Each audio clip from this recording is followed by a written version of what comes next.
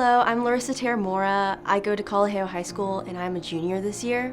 And I'm a tennis player. Hi, my name is Nick Sargi. I'm a senior at Kalaheo High School and I play on the varsity soccer team. I was number 1 for my age group. Nationally, I was ranked at best number 66. And because of COVID, I dropped at least 100 places at one point because there were no tournaments. Just the lack of opportunities to do anything has really been frustrating. I haven't been able to hang out with a lot of my friends in a large group, obviously. I haven't been able to play my sport. I haven't been able to go see my teachers in person. That hurts my learning so much. We still aren't allowed to have organized tournaments or high school tennis for the public schools because they deemed it like moderately unsafe. Even though tennis is one of the most socially distanced sports, people can play in the parks and with like up to 5 people on a court. It doesn't really make sense why we're allowed to play at the parks with random people when we can't have organized sports, which we could enforce safety more. My name is Carla Gajaka. I am an educational and nutritional psychologist and the CEO and founder of Globally Brighter. Now we are in a situation where 75% of the kids are with some mental problem, right? So we have the majority. What can we do to come back and see? Because now we are already after 1 year, we're in a situation where I think the majority now is struggling mentally and healthily. So how can we empower the kids? How can we educate everybody and say, okay, what are we doing from here to, do we want 1 more year?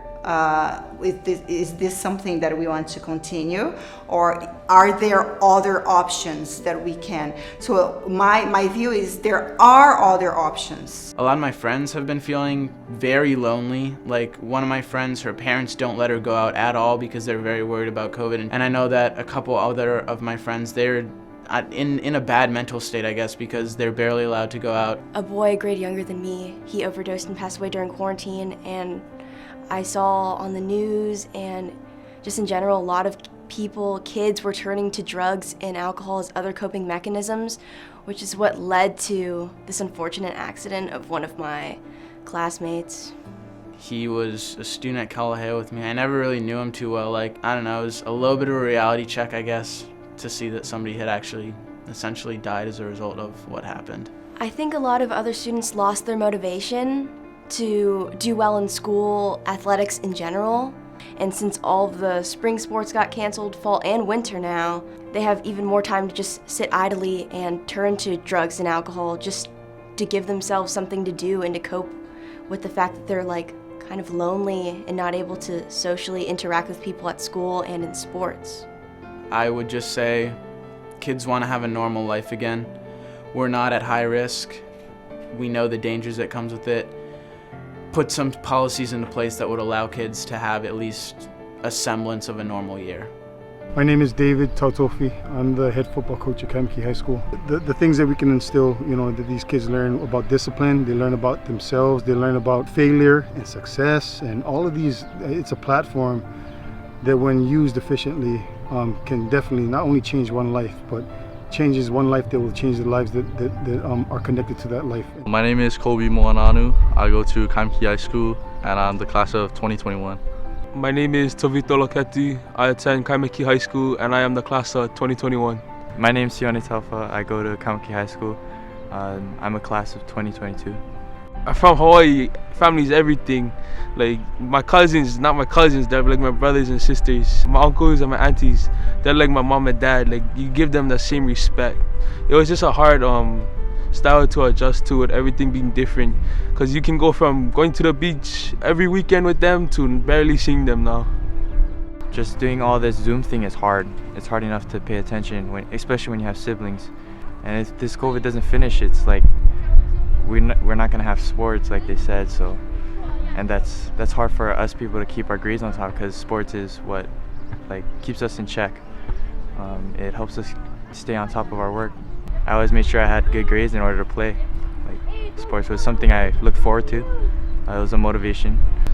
During COVID, it's all changed now. We're all at home. Our parents are at home. We feel trapped inside our house. Just the unmotivation from not having anything to look forward to at the end of the day or during the day, which makes it a lot harder for us, and that causes depression on some kids.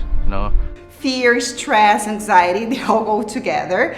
So if we live fearful our whole lives, our cortisol level is gonna go up all the time, and then we are never going to be able to relax. Our body is always in this, mood that, okay, we have to run, we have to survive, and there is a limit to that, mentally speaking. We cannot survive in this mode of fear all the time, being anxious, because when we are anxious or fearful, it means we don't have control. My name is Pono. I am in 6th grade at Seeks.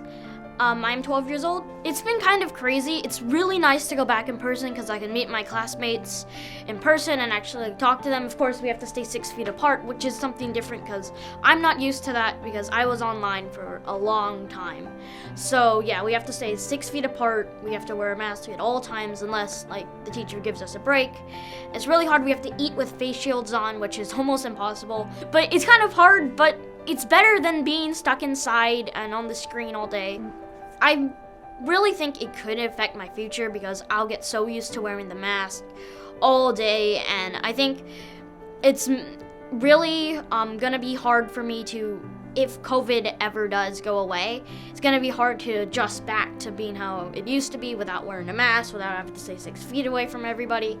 Parents, they are now struggling with educating children, like doing homework and make sure they are engaged at school via Zoom, and those are very hard things. We live on the 4th floor of a condo and we're just stuck in the house all day long. So I have 2 children that are just bouncing off the walls in a 400 square foot room, and it's really challenging. I can't go to the pool as much without needing to make a reservation. I can't go on hikes as often. I can't play with my friends. I can't go to school. I can't play on the jungle gym. Life right now is kind of scary, although I don't know so much, but I do know a lot of it. I'm Reina, and I am a paraprofessional tutor, and I work at Waimalu Elementary School. For me, I like the interaction and connection with kids in person. I like to see people's expressions. I like to see how they're feeling. As social beings, we should be in person with each other. We should be seeing each other, showing affection, showing that connection that we, as human beings, naturally have, and we're losing that. The only choice that we're given is, okay, you can have a choice if you want to stay distant or if you want to go back to school.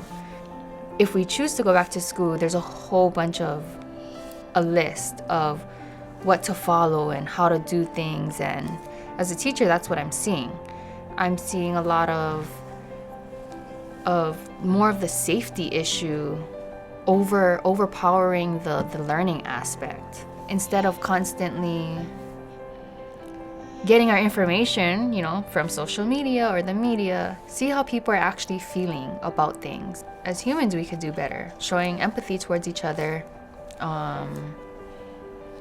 and making, having that choice of some kind of that freedom, that freedom to choose if you want your family doing this, that personal choice, because I feel like health is and should always be a personal choice. For me personally, this is not the future I would want for my kid, yet alone any other kid, when I leave this earth. One of my friends told me that her kid lost the tooth, and they put for the tooth fairy, but one of the questions, and the tooth fairy gave the coin, but the first question when the kid woke up is like, was the tooth fairy wearing a mask? But it really tells us a lot of how fearful we are, Even a tooth fairy has to wear a mask, so to guarantee the coin is not contaminated.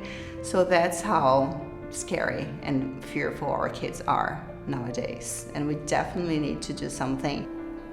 How do you feel about wearing a mask? I can't breathe in it.